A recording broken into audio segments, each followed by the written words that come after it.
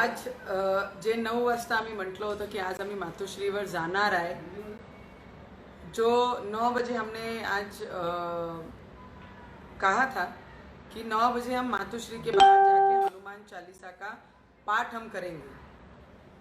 पर जिस तरीके से कल से जो सिर्फ सैनिक जो उद्धव ठाकरे के सैनिक हैं और जो बाला साहब के विचार जो भूल गए ऐसे सैनिक हैं, वो जिस तरीके से रिएक्ट कर रहे हैं, जिस तरीके से हल्ला कर रहे हैं, कल मुझे लगता है सभी पूरे देश ने देखा होगा कि मातोश्री में उद्धव ठाकरे जी के पूरा परिवार फैमिली वहां पर आई और उद्धव ठाकरे ने 2 घंटा मीटिंग ली और मीटिंग लेके ये डिसाइड किया है कि अपने जो गुंडे हैं उनको भेजकर इन पे हल्ला हमको करवाना है और इनको ठीक करना है. मुझे एक प्रश्न है उद्धव ठाकरे जी को कि हनुमान चालीसा पढ़ने का इतना विरोध क्यों है. और एक आमदार, एक खासदार जो ये बोलता है, एमपी और एमएलए जो बोलते हैं कि आपके घर के बाहर आके पढ़ेंगे, ये नहीं कहा आपके घर के अंदर आके पढ़ेंगे. पहला तो प्रश्न ये होता है उनके सामने. और आप जिस तरीके से उद्धव ठाकरे कल लोगों के बीच में आकर उनके शिव सैनिकों को आश्वासन दे रहे हैं, तुम्हारा कुछ बिगड़ेगा नहीं, मैं तुम्हारे साथ में हूं, इस तरीके से आश्वासन देके और उनको आदेश करते हैं सुबह 7 बजे सब शिव सैनिक तैयार हो, उनको आप उनको ठीक करना है, इस तरीके की भाषा, हमला करना है. और अगर आप देखेंगे तो कंटिन्यू हम आप लोगों के संपर्क में हैं कि जिस तरीके से हमने पूजा की, हमने हनुमान जी का मूर्ति को, फोटो को आराधना की, नमस्कार की, क्योंकि आज शनिवार है. जो ग्रहण और शनि हमारे महाराष्ट्र को लगी है, 7.5 लगी है, उसको मुक्त करने के लिए हमने प्रार्थना की. और वहां से प्रार्थना करके हम जैसे बाहर निकलने लगे, वैसे ही पुलिस के सभी लोग आके यहाँ पे खड़े हो गए कि आप नीचे नहीं जा सकते. मुझे डिपार्टमेंट को भी ये पूछना है कि अगर एक एमएलए को, एमपी को इस तरीके से घर में बंद कर दिया है, उसका कारण क्या है. अगर हमको बंद किया है तो इतने शिव सैनिक जो बाहर आए, इनको क्यों नहीं जमाबंदी की, इनको क्यों नहीं रोका गया. ये किसके प्रेशर के नीचे काम कर रहे हैं, या उनको बैरिकेड तोड़ के हमारे घर के पास आने तक और हमारे गेट के अंदर घुसने तक इतनी ताकत किसने दी, उनको किसने रिलीफ दी. सबसे पहला प्रश्न है मेरा डिपार्टमेंट को.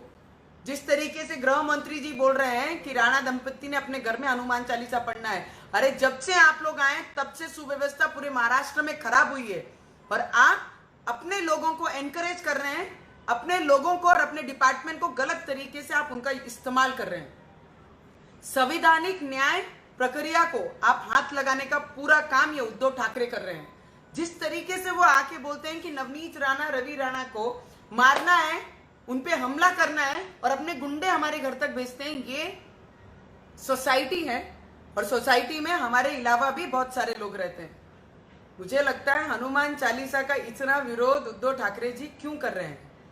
मैं आखिर में हमारे प्राइम मिनिस्टर जी को विनंती करूंगी, देश के प्राइम मिनिस्टर जी और राष्ट्रपति जी को भी विनंती करूंगी कि हमारे महाराष्ट्र पे ध्यान दीजिए.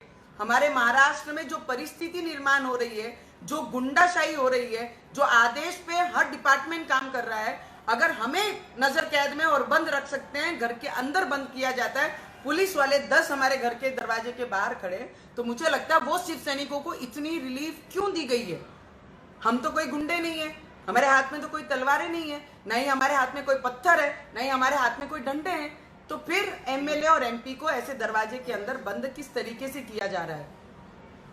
तो मुझे लगता है हनुमान चालीसा पढ़ने के लिए जब हम निकल रहे हैं, तो मुझे लगता है भगवान का नाम स्मरण करने के लिए जो हमने शब्द दिया था वो अभी भी हम कायम रखते हैं कि हम मातोश्री जाएंगे, मातोश्री जाकर हम हनुमान चालीसा का पाठन करेंगे.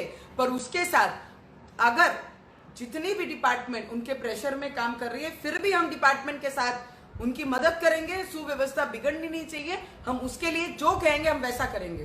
पर हम मातोश्री के बाहर जाकर हम तर 2.5 वर्ष जो मुख्यमंत्री मंत्रालयापर्यंत जात नाही आणि तरी त्यांना पूर्ण पगार स्टेट गव्हर्नमेंट देत आहे, मला ते कमालच वाटते.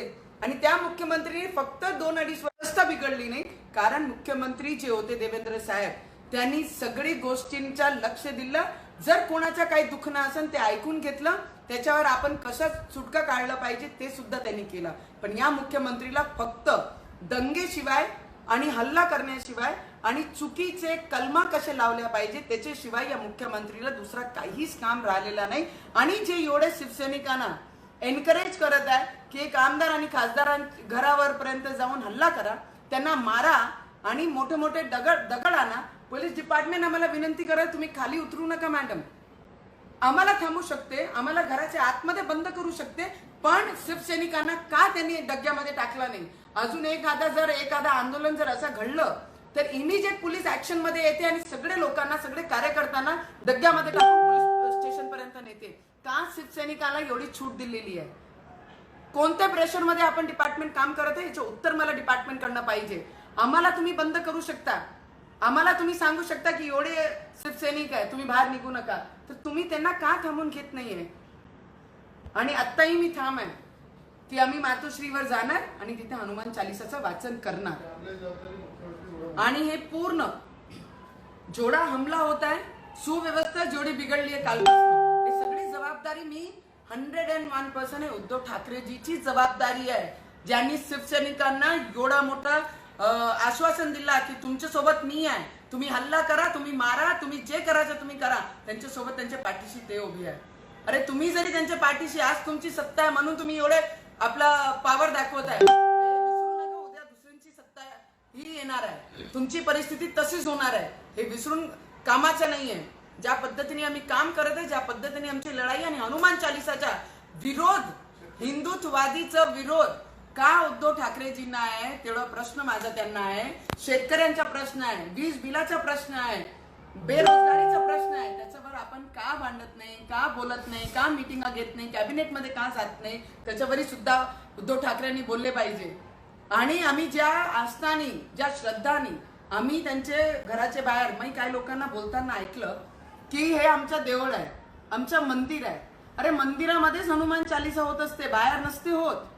जर मंदिर तुम्ही म्हणत आहे की मातोश्री मंदिर आहे, तर त्याच्यातच आपण हनुमान चालिसा करण्याचं म्हटलं होतं. आणि जे भाषा आपण सगळे वापरत आहे, मला नाही वाटत की लोकप्रतिनिधीच्या परिवारातून कोणी बिलॉंग करते ज्या पद्धती आपण भाषा करत आहे, एक MP आणि एक MLA बद्दल. आम्ही जे ठरवलं आम्ही ते करणार आहे. मला वाटते की काही दिवसाआधी कॅबिनेट मंत्री जे आदरणीय बाळासाहेब ठाकरेजींची जी तिसरी पिढी आहे, त्यांच्या विचारावर आजही ते मंत्री आहेत. मला वाटते त्यांनी घोषणा केली होती की मी अयोध्या जाणार आहे, दर्शन करायला मी अयोध्या जाणार आहे. अरे तुम्ही हनुमान चालिसाचे होऊन नाही राहिले, ते अयोध्यामध्ये जाऊन रामाला स्वतःचा चेहरा कशी दाखवणार आहे, हे प्रश्न मला त्यांना विचारायचा आहे. जर इथेच तुम्ही झाल्याने हनुमान चालिसाचा विरोध करता, तर अयोध्यामध्ये जाऊन तुम्हाला काय पावणार आहे, हे प्रश्न आहे माझा त्यांना.